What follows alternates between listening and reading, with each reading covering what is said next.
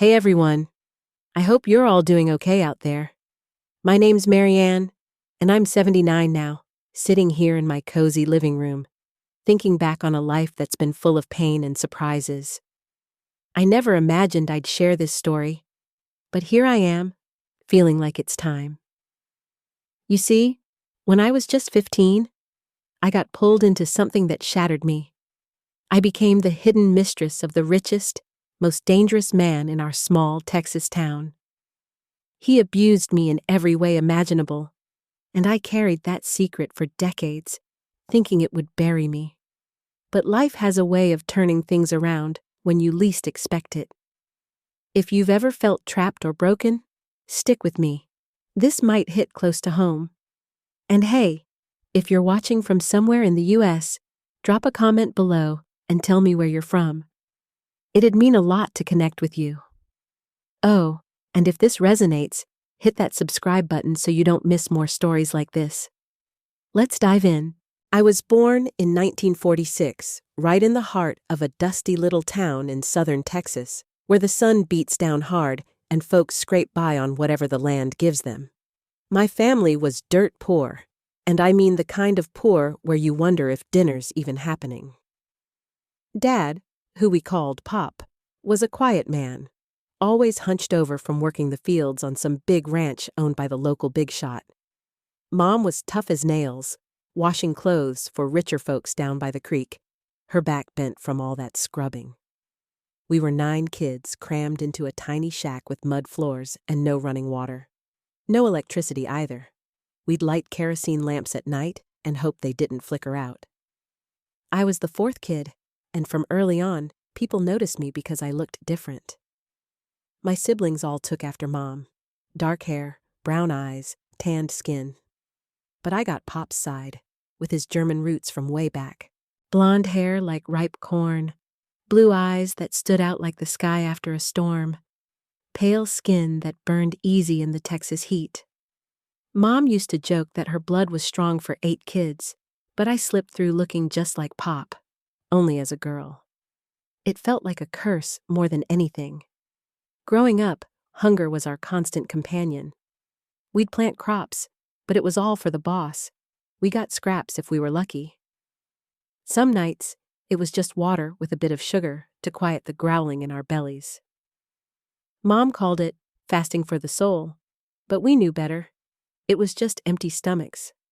I started working at 8, hauling laundry baskets heavier than me, helping Mom rinse and wring out clothes till my hands were raw. School? Barely. I learned a few basics, but mostly it was work. By 14, they arranged a marriage for me to a 40-year-old widower named Theo. He had a small plot of land and needed someone to run the house. No party, no white dress, just a quick blessing from the preacher, and bam, I was married. That first night, it hurt bad. He didn't explain anything, didn't care if I cried. It was rough, quick, and left me bleeding. But at least there was food, beans, cornbread, sometimes meat. Theo was ugly inside and out, mean when the food wasn't hot enough or the house spotless. He'd hit me for nothing, leaving bruises I hid under long sleeves. I took it for a year, feeling like a trapped animal. Then, God or luck stepped in. He got a fever and died within days. I pretended to mourn at the funeral, but inside, I breathed free for the first time. Widowed at 15, I went back home with nothing. Theo's kids kicked me out, saying I had no claim. Back in our shack, I helped Mom again, but things felt heavier. That's when fate knocked, or more like slammed the door. The big ranch owner, Colonel Harlan, ruled our town like a king. He owned the land, the bank, even influenced the sheriff. At 52, married with a bunch of kids, he was feared. Stories whispered about folks who crossed him disappearing or getting beaten. My pop worked his fields forever, barely paid enough to survive. Harlan had a reputation for taking what he wanted, especially women. No one dared speak up. In early 1962, his oldest son, Charlie, came back from college in Austin. He was 22, handsome, tall, dark hair, green eyes that sparkled, educated, with big ideas about treating workers better. I first saw him while delivering clean laundry to the big house. He stopped me, asked my name, if I was okay carrying that heavy load. No one ever asked if I was okay. His voice was kind, not leering like other men. My heart flipped. It was like warmth spreading through me after years of cold. We started bumping into each other more. I'd find excuses to go that way. He'd show up. Talks turned longer. He'd share stories from the city, books, music, how life could be fairer. "Your eyes are like the ocean, Marianne," he said once by the creek. I blushed hard. No one talked to me like that. One day, he kissed me quick, and I kissed back. It felt right, exciting. We met in secret spots, an old barn, under trees at dusk. He was gentle, asked if I was sure. Unlike Theo, this felt good, like love. We dreamed of running away, starting fresh where no one knew us. "I'll take you from here," he'd whisper. For months, it was heaven in hiding. But small towns talk. Whispers started. Neighbors saw me sneaking back late, noticed my glow. Pop got suspicious, warned me about messing with powerful folks. "If the colonel finds out, we're all done," he said. I ignored it, too in love. Charlie got nervous too, but we couldn't stop. Then, disaster. One afternoon, while hanging laundry, 2 of Harlan's men rode up on horses. "The colonel wants to see your family." Pop came running from the fields, pale. Harlan arrived, dismounting slow, eyes like ice. He stared at me, and I froze. "Sebastiano," he boomed to Pop. "Your girl's been seeing my boy." Pop went white, mumbling he didn't know. But Harlan smiled weird. "I'm not here to fight. Got a proposition." He spun a tale. Charlie liked me but thought I needed polishing. He'd send me to learn sewing and manners from a fancy lady in the next town. If I came back refined, Charlie might marry me. My family lit up, hope in their eyes. Me?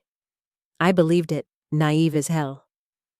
Packed my few things, hugged everyone, rode off with Harlan. They waved goodbye, thinking I was headed to a better life. The house he took me to was nice. Electric lights, fridge humming. I thought it was temporary. But once inside, he locked the door, his face twisted. "Now, girl, your real job starts, and if you don't obey that happy family of yours, they'll burn like the others who crossed me." My stomach dropped. No fancy lady, no lessons. Charlie had told him about me, gotten bored, handed me over like trash. Harlan said Charlie was off to a job far away, forgetting me. The betrayal hit like a punch. I loved him, thought he loved me. Harlan forced me that night, rough and humiliating. No kindness, just pain. He laughed as he left, locking me in. He came 3 times a week, using me like property.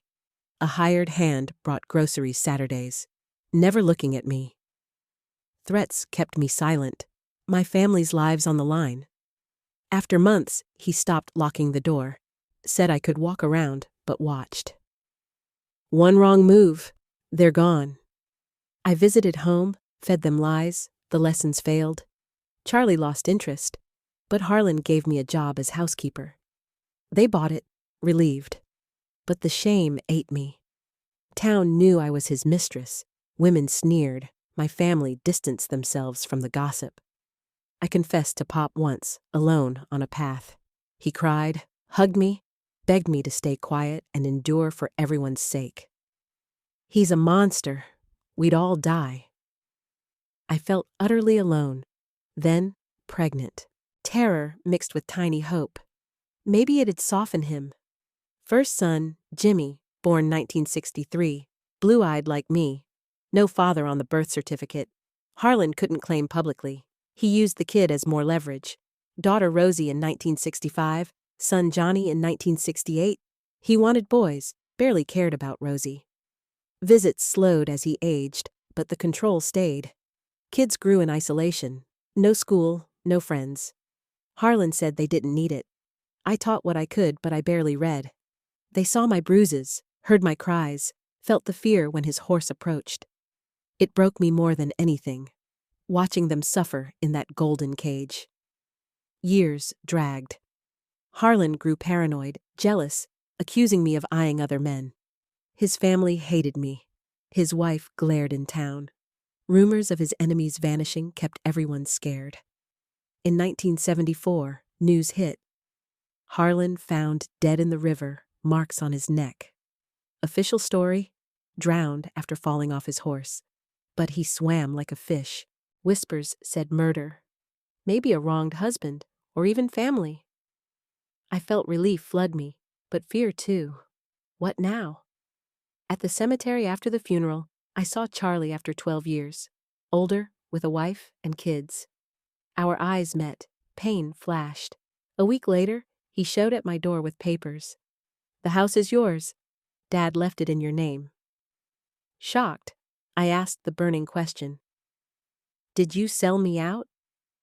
He broke down, confessed Harlan found out, threatened to kill me and my family if Charlie didn't leave. He bragged about burning those families. I thought leaving saved you? Never knew he took you. A hired hand spilled the truth after Harlan died. Relief washed over me. No betrayal, just protection. But too late. Charlie had his life. Free, I took the kids to my parents. Pop had told Mom the truth after Harlan's death. We healed as a family. Kids met cousins, started school. They struggled at first, behind from isolation, but caught up. I learned to read properly at 30, devouring books. But the biggest shock came later. Lawyers showed at my parents. My birth mom, Elena, thought I'd died in a fire as a baby. Turns out, she was from a wealthy family. Fell for a German immigrant worker, my real dad Wilhelm. Her father killed him, forced her to give me up. The adoptive grandparents' house burned, but I survived, adopted by my poor family. Elena, heartbroken, became a nun, then inherited wealth. Hearing rumors about me, blonde, blue-eyed, named Marianne, she investigated. We met at her grand house, tears, hugs. She smelled like safety. Kids were wide-eyed at the luxury. We moved in, learned manners, went to fancy schools. I gave back, bought my adoptive parents a farm. Siblings got land, money. Elena showed me Dad's letters, romantic, full of dreams. We found Grandpa's hidden workshop, with furniture he carved for us, including a dresser with their initials in a heart. It hit deep. Love enduring. Kids thrived. Jimmy became a lawyer, Rosie a musician, Johnny a ranch manager. At 43, I met Edward at a charity event. Kind widower, 50. We connected over loss. He knew my past, loved me anyway. Married 28 years till he passed peacefully. Now, grandkids fill my days. Looking back, the pain shaped me, but I chose hope. If this touched you, share in the comments what hit hardest. Have you overcome something big? Let me know, and subscribe for more real talks. Thanks for listening.